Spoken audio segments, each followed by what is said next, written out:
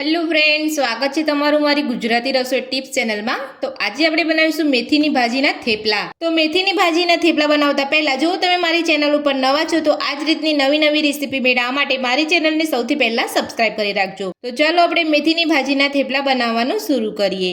તો સૌથી પહેલા મેં અહીંયા 2 વાટકી જેટલી લીલી મેથીની ભાજી લીધી છે। એને ઝીણી સમારી અને સરસ 3 થી 4 પાણીએ ધોઈ લીધી છે। તો હવે આપણે મેથીને એક વાસણમાં લઈ લઈશું। તો જ્યારે પણ તમે મેથીની ભાજીના થેપલા બનાવો ત્યારે તમારે આ રીતે ઝીણી સમારીને લઈ લેવાની છે। તમારે અહીંયા મોટી મોટી ભાજીને નથી સમારવાની। તો હવે આપણે તેની અંદર 2 વાટકી ઘઉંનો લોટ ઉમેરીશું। તો ઘઉંનો લોટ ઉમેર્યા પછી આપણા થેપલા એકદમ પોચા બને એના માટે 3 ચમચી આપણે બેસન ઉમેરીશું।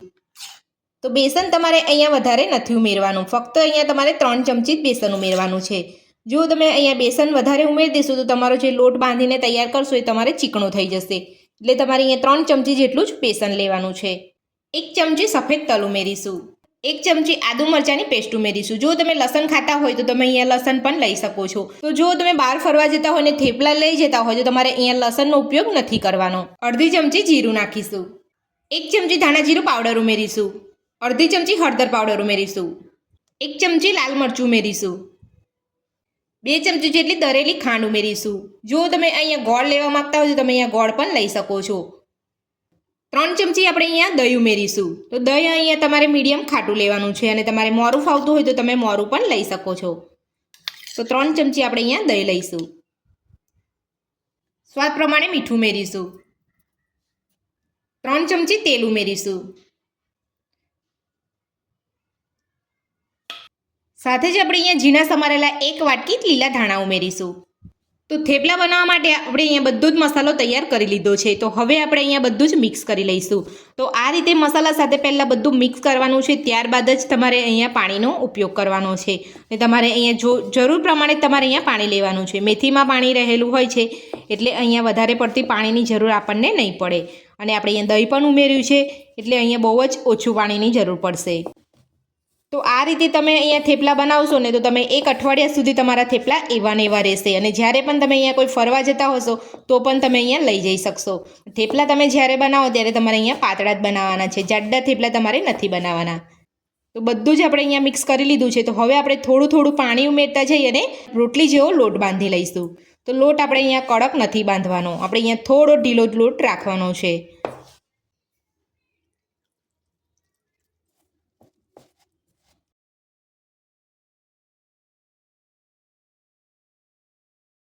તો લોટ આપણો અહીંયા બંધાઈને તૈયાર છે। તો આટલો લોટ બાંધવાની અંદર મારે 1 વાટકી જેટલી પાણીની જરૂર પડી છે। તો હવે આપણે એની ઉપર 1 ચમચી જેટલું તેલ નાખી અને ફરીથી આપણે મસળી લઈશું।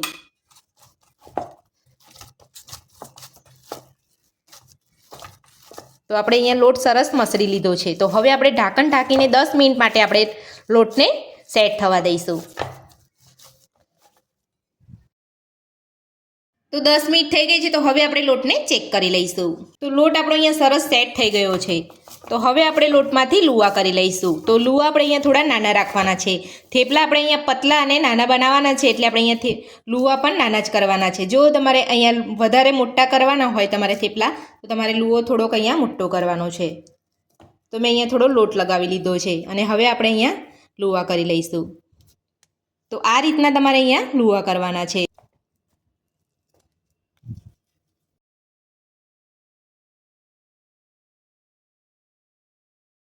તો બધા જ લોટમાંથી આપણે આ રીતે લુવા કરી લઈશું। તો લોટમાંથી આપણે બધા જ લુવા અહીંયા કરી લીધા છે। તો હવે આપણે એક લુવો લઈ અને થેપલું વણી લઈશું। તો અહીંયા આપણે એક વટામણ માટે અહીંયા લોટ લીધો છે ઘઉંનો જ, એ લોટની અંદર જ આપણે અહીંયા લુવા સાથે આ રીતે લગાવી લઈશું અને હળવે હાથે આપણે અહીંયા થેપલાને વણી લઈશું। જો તમારે અહીંયા થેપલું ચોંટતું હોય વેલણ ઉપર તો તમારે અહીંયા થોડો લોટ લગાવી લેવાનો છે અને હળવે હાથે તમારે અહીંયા થેપલાને વણી લેવાનું છે।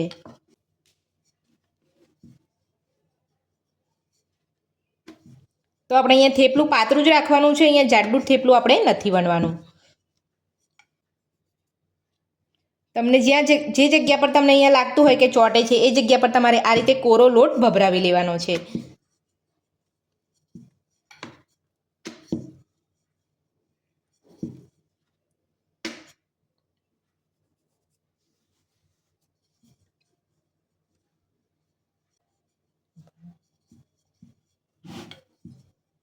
તો આપણે અહીંયા થેપલું વણી લીધું છે. તો તમે જોઈ શકો છો આપણે અહીંયા આટલું જ પાતળું તમારે અહીંયા થેપલાને વણવાનું છે. વધારે પડતું તમારે અહીંયા પતલું નથી કરવાનું અને વધારે પડતું જાડું પણ નથી કરવાનું.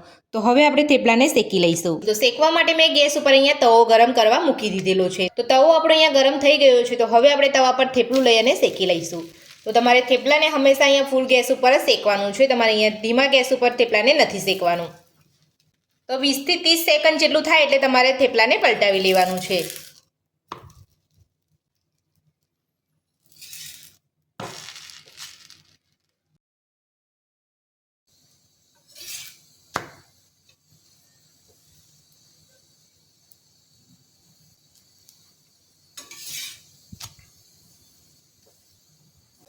તો થોડું શેકાઈ જાય ત્યારબાદ જ આપણે અહીંયા તેલ લગાવવાનું છે. એકદમ આપણે અહીંયા તેલ નથી લગાવવાનું. થોડું થેપલું આપણે અહીંયા શેકાઈ ગયું છે. તો હવે આપણે એની ઉપર તેલ લગાવી લઈશું.